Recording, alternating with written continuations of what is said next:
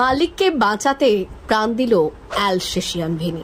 নিজের প্রাণের বিনিময়ে প্রভুকে বাঁচালো ভিনি। বিশ্বস্ততার এমন নজিরে শোক স্তব্ধ পরিবার। গাইঘাটা থানার অন্তর্গত জলেশ্বর সর্দারপাড়া গ্রামে ঘটে গেল এক হৃদয় বিদারক ঘটনা। প্রতাপ চৌধুরীর বাড়ির সবার প্রিয় অ্যালসেশিয়ান কুকুর ভিনি যেন সিনেমার মতো করে শেষ মুহূর্তে নিজের কর্তব্য পালন করলো। 7 তারিখ রাতের ঘটনা। বাড়ির উঠোনে বসে ফোনে কথা বলছিলেন প্রতাপ বাবু। হঠাৎই প্রায় 5 ফুট লম্বা একটি গোখরো সাপ তাকে আক্রমণ করতে ছুটে আসে। মুহূর্তের মধ্যে পরিস্থিতি বুঝে নেয় ভিনি। নিজের মালিককে বিপদে দেখে সে আর স্থির থাকতে পারেনি। ছুটে গিয়ে ঝাঁপিয়ে পড়ে সেই মারাত্মক সাপের ওপর।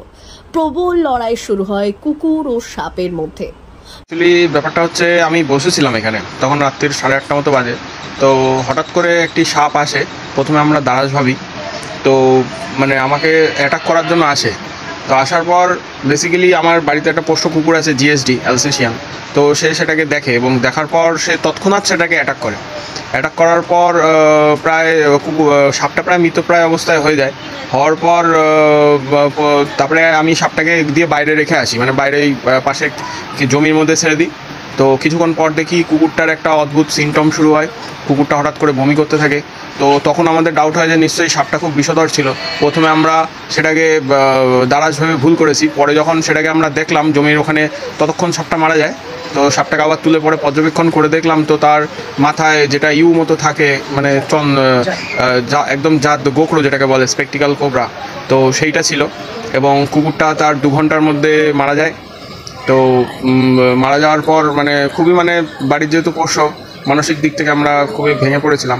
ভিনি শেষ পর্যন্ত তার মালিককে নিশ্চিত মৃত্যুর হাত থেকে বাঁচালেও নিজের ভাগ্য এড়াতে পারল না। সাপের ছোবলে জখম হয় সে। রাত 8টা নাগাদ আক্রমণের পর কয়েক ঘন্টা মৃত্যুর সঙ্গে লড়াই করলো, কিন্তু রাত 12টার সময় ভিনি শেষ নিঃশ্বাস ত্যাগ করে। মালিক প্রতাপ চৌধুরী ভিনির এই আত্মত্যাগ চোখের সামনে দেখে ভেঙে পড়েছেন কান্নায়। তিনি জানিয়েছেন, শেষ মুহূর্ত পর্যন্ত ভিনিকে বাঁচানোর জন্য মরিয়া চেষ্টা করেছিলেন, কিন্তু কোনোভাবেই প্রাণ ফেরানো সম্ভব হয়নি।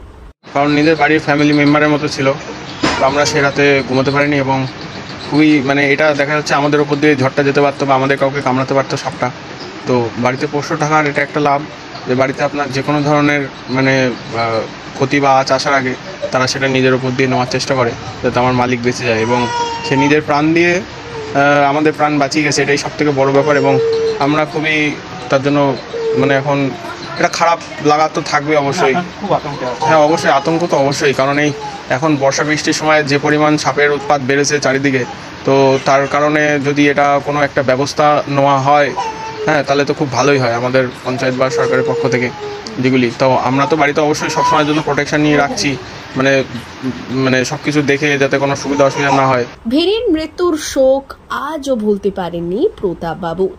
তবে নিজেকে সামলানোর জন্য আবার একটি অ্যালসেশিয়ান কুকুরছানা বাড়িতে এনেছেন তিনি। তবুও প্রিয় ভিনি যে প্রাণ দিয়ে প্রভুকে রক্ষা করেছিল, তার শূন্যস্থান কোনোদিন পূর্ণ হওয়ার নয়। ব্যুরো রিপোর্ট, ভুবন গ্রাম সংবাদ।